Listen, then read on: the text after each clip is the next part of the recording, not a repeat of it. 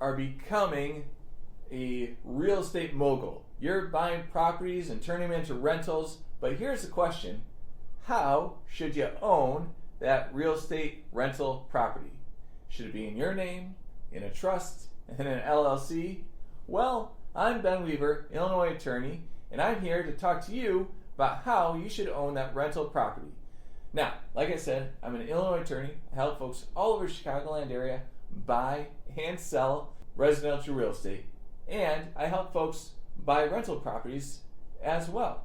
And you see folks buying rental properties in all sorts of different ways. Sometimes they have an LLC set up, sometimes they have a trust set up, sometimes they're just putting it in their name. Is there a right or a wrong way? Well, there depends on the particular situation that you're in, but in general, if you're going to have a property and you're going to make money off the property, I think the best way to do it is to form an LLC. Now, an LLC stands for a limited liability corporation, and the benefits in an LLC is right there in the name. You limit your liability by putting the property in a corporation. So, if you have the property in an LLC, that means that if someone, say, slips and falls outside, or there's some sort of horrible accident, that you have some sort of limited liability. You're limiting your liability in that situation. An alternative to an LLC is a trust.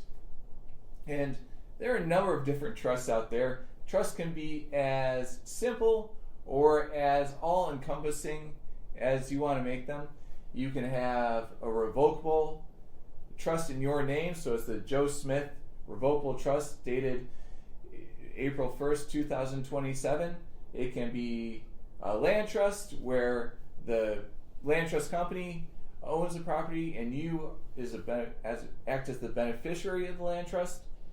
You can do something crazy, like you can set up an LLC and you can then own the property in a land trust, and the LLC can be the beneficiary of the land trust. And add an extra layer of protection. There are all sorts of different ways to do it. But in general, an LLC just adds an extra layer of protection that a trust in general doesn't.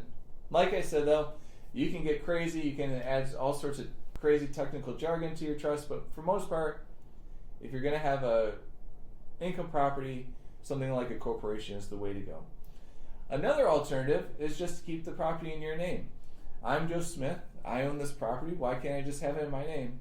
Well, that's all well and good, but you are opening yourself up to the possibility of any type of lawsuit, both anything that might happen to the property, but also something that might happen to you outside of the property. Say, for example, you're in a car accident and accidentally something bad happens and you get sued. All of a sudden, that rental property is a part of your assets and can be attached to the lawsuit. So that's something that you definitely don't want to happen, especially if it gets to a point where a tragedy happens, where for some reason maybe you're in a car accident, you can't work anymore.